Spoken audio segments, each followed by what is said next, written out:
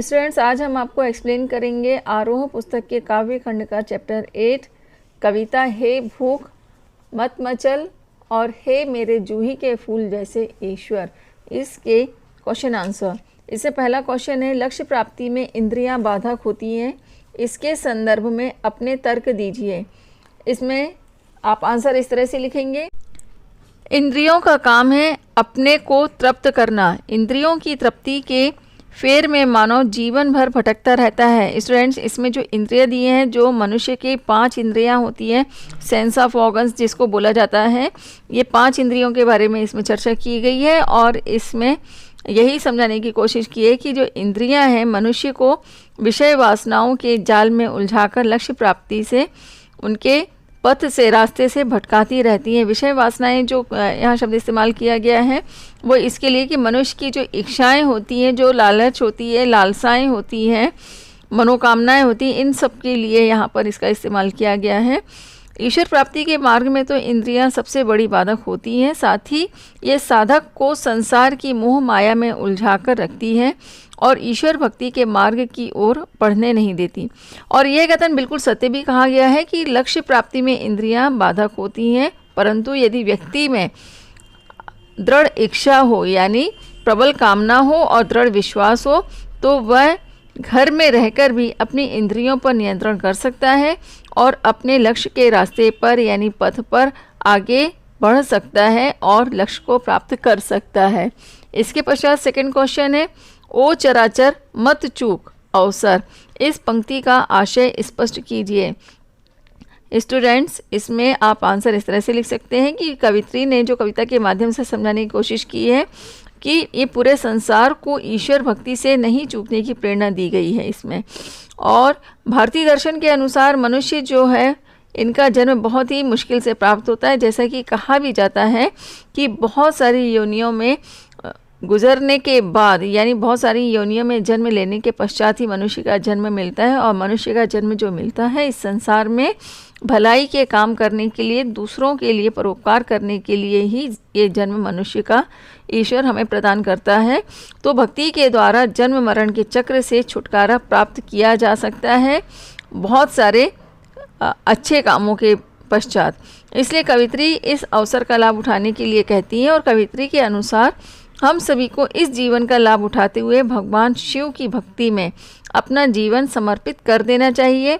जीव यदि इंद्रियों के वश में रहेगा तो वह सांसारिक मोह माया में उलझा रहेगा। इसका मतलब यह है, यहाँ पर यह कहने का तात्पर्य है कि इंद्रियां हैं, जो हमारी 5 इंद्रियां हैं, जिस तरह से उदाहरण के तौर पर कि जीव जो है उसे अच्छा खाना हमेशा पसंद आता है, अच्छे भोजन का स्वाद चखना चाहती है, आंखें हमेशा सुंदरता को देखने के लिए लालायित रहती है। तो इस तरह जो हमारी 5 इंद्रियां हैं उनके अपने अपने कार्य हैं और इसी मोह माया में वह हमें उलझा कर रखती है। और इनसे यदि हम बाहर निकल जाते हैं तो भगवान की हम भक्ति प्राप्त कर सकते हैं और उनका जो हमें इस जन्म में उन्होंने मनुष्य का जो जन्म दिया है अच्छे काम करने के लिए, तो उसको हम कर सकते हैं। लेकिन यदि इन 5 इंद्रियों के जाल में अगर उलझ जाता है मनुष्य, तो इससे ईश्वर की प्राप्ति से वह चूक जाएगा। और इसीलिए कवित्री हमें संदेश देती है कि समय रहते हमें इस दुर्लभ अवसर का लाभ उठा लेना चाहिए। इसका सार यह है कि कवित्री ने हमें भगवान शिव का यह संदेश दिया है कि मनुष्य को लोभ, मोह, ईर्ष्या इन सभी को त्याग कर भगवान की प्राप्ति के लिए प्रयास करना चाहिए। इसके पश्चात नेक्स्ट क्वेश्चन है, ईश्वर के लिए किस दृष्टांत का प्रयोग किया गया है? ईश्वर और उसके साम्य का आधार बताइए।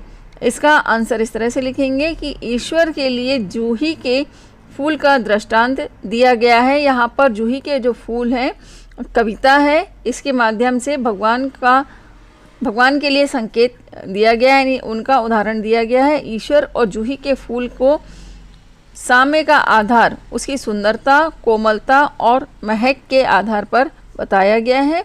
और जूही के फूल जो है बहुत ही छोटे और सुकुमार, यानी बहुत ही कोमल और बहुत ही अच्छी सुगंध वाले होते हैं।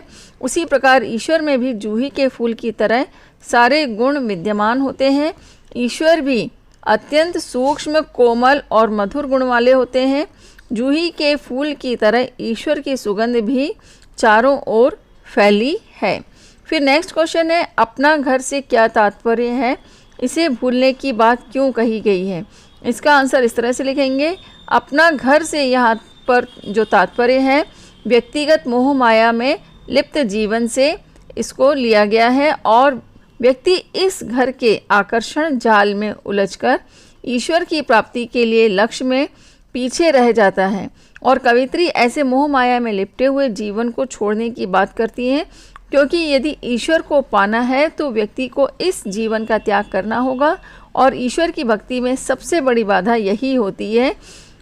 और अपने घर को छोड़कर ही ईश्वर के घर में कदम रखा जा सकता है और उसकी कामना, उसकी उपासना करके ही उसे पाया जा सकता है। इसके पश्चात नेक्स्ट क्वेश्चन है, दूसरे वचन में ईश्वर से क्या कामना की गई है और क्यों। इसका आंसर इस तरह से लिखेंगे, दूसरे वचन में ईश्वर के सम्मुख संपूर्ण समर्पण का भाव है। संपूर्ण समर्पण का अर्थात ये अर्थ यहाँ पर यह है कि पूरे मन से भगवान को अपने आप को समर्पित कर देने से है।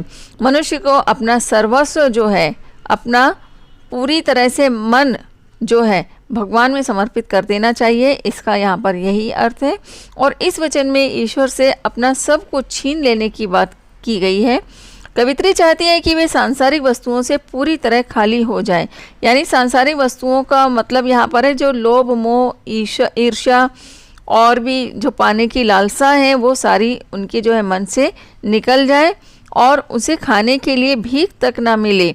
और ऐसी परिस्थिति आने पर उसका जो अहंकार भाव है जो नष्ट हो जाएगा और उसे वास्तविकता का ज्ञान हो जाएगा और फिर वह प्रभु की भक्ति में समर्पित हो जाएंगी। और इसके पश्चात नेक्स्ट क्वेश्चन है आपका क्वेश्चन नंबर 6 कविता के आसपास, क्या अक्क महादेवी को कन्नड़ की मीरा कहा जा सकता है। तो इसके लिए इसमें दिया चर्चा करें, हम आपको इसमें आपके अपनी तरह से आंसर दे रहे हैं। आप चाहें तो कविता का अर्थ समझकर अच्छी तरह से इसको और भी लिख सकते हैं।